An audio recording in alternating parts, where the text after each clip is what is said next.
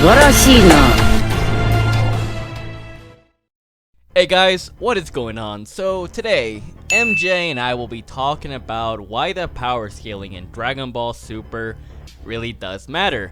Because some people believe that feats are everything, right? Like, let's look at fictional battle Omniverse. It's like a wiki. They have Goku at multi-planet level because that's apparently all he showed, and everything else is just like speculation or hyperbole or wank. But the thing is, Dragon Ball like derives its power and its scaling a lot from like how we see a character being stated to be stronger than another, or when we see that a character is struggling against a much powerful character, you know, in a later saga. For example, it's like, okay, Goku at Kaioken times 10 struggles with Hit, and yet, you know, he only needed Super Saiyan Blue against Golden Frieza. So that should tell you, hey, Hit should be at least 10 times more powerful, right? It's pretty obvious there. Even though, like, let's say we have Frieza destroy a planet, or we have Cell being stated to destroy a solar system, does that mean that they're like much more powerful than Hit because he only destroyed a couple tiles, you know?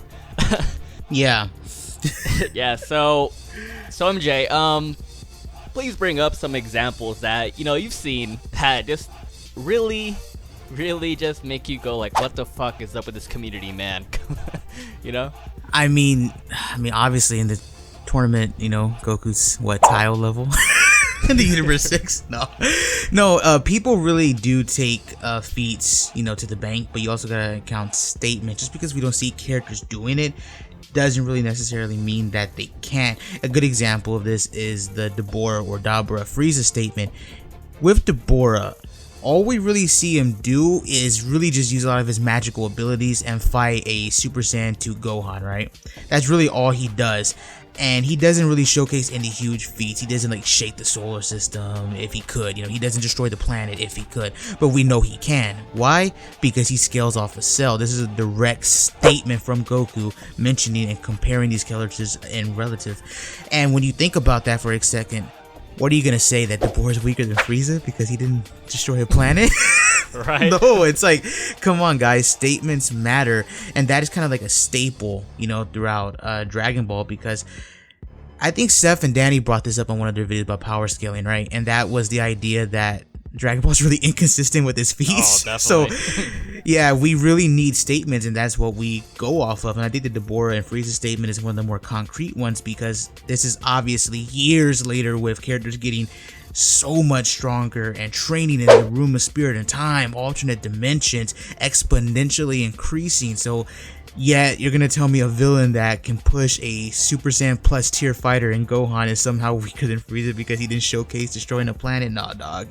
You gotta take statements because it helps you with the story, and it helps you trying to tell the story that they're trying to give to us, you know, understand the narrative and the tension there, you know what I mean? I mean, if you go with several examples in Super alone, I mean, let's look at Super Saiyan Blue Vegeta, right? He fought against Merge Zamasu, you know, they were going off, and all we saw was Vegito just like destroy a couple buildings, or just create a couple craters, right? So they barely even destroyed a continent, much less a country or whatever, or a planet. Yeah, we know they're much more powerful than Super Saiyan God Goku or Beerus at the Battle of God's Arc when he was suppressed. Yet we see Super Saiyan God Goku strong enough to like shake the universe. And it's like with Vegito or Super Saiyan Blue Goku or Super Saiyan Rose Goku Black, Yeah. we didn't see them actually do anything that was on those levels. But does that mean that they're weaker, you know? So I mean, it's stated, look, they're stronger. Goku Black, you know, got a lot stronger than Super Saiyan Blue Goku and Vegeta. It was stated that Super Saiyan Blue is a stronger form. Yeah, and like Vegito is already a multiplication of Vegeta and Goku, who are way stronger than Super Saiyan God Goku, you know? Yeah, they might not have much to show for it, but there's plenty of things to go off of that they're a lot more powerful, and they can do the same feats if not much superior ones, right? Another example, it's like, we were talking about this like in the previous recording before it got fucked up, but we see Master Roshi destroy the moon in early Dragon Ball. Some people think it's an outlier, but whatever, it's still a feat. Even if you don't want to accept that feat, we still have Piccolo, who also did the same thing, although a lot faster, which he did in the early Saiyan saga. The Grand Priest, I mean, all he has really done is like reality warp the whole world of Void. Yeah. And it's stated to be much stronger than the angels, who are already much stronger than the gods of destruction. But just because Master Roshi was able to destroy the moon, does that mean he has a greater destructive capacity than the Grand Priest? Because he hasn't shown anything on that level, you know? It's like, you need to think about it rationally. Master Roshi's complete fodder, and he's able to do that, so Grand Priest should also be able to do that. And this isn't just in Dragon Ball. I mean, if we look into Marvel Comics, there's like Skyfather characters like Zeus, who has barely shown anything. Jetty's like stated and shown to be incomparable to Odin, who has like several galaxy, if not universal level feats. You know, he's able to affect the multiverse, he's able to nullify something that could destroy like a near infinite amount of realms, he can threaten to destroy the universe. It's like, okay, if Zeus is stated to be comparable to him or is shown comparable to him, that should tell you, hey, Zeus should also be around this level.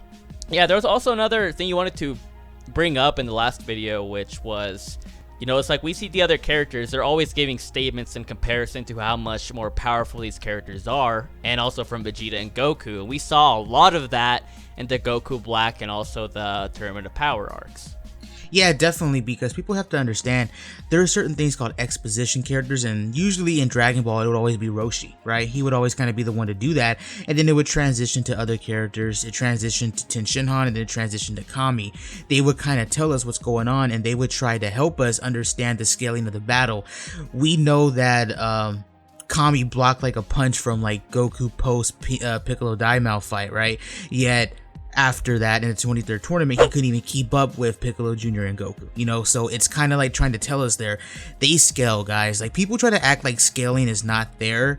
It's there. And the same thing with the Tournament of Power. I'm jumping all the way up here. The exposition characters were the gods on the bleachers, sometimes Piccolo here and there, but mostly the gods. And the gods were telling us that Jiren is the strongest character they've ever faced before. And yes, guys, that includes Zamasu. So Jiren is really the strongest foe they've ever faced, and they try to tell us that. And I also want to bring this point up, Chuck. People try to act like it's just a Dragon Ball community. Oh, you guys, y'all care about power levels and all that. No. It's in almost every shonen, guys. Like, I'm gonna bring up a fan favorite old school anime, Yu Yu Hakusho. Even Yu Yu Hakusho gave us percentages.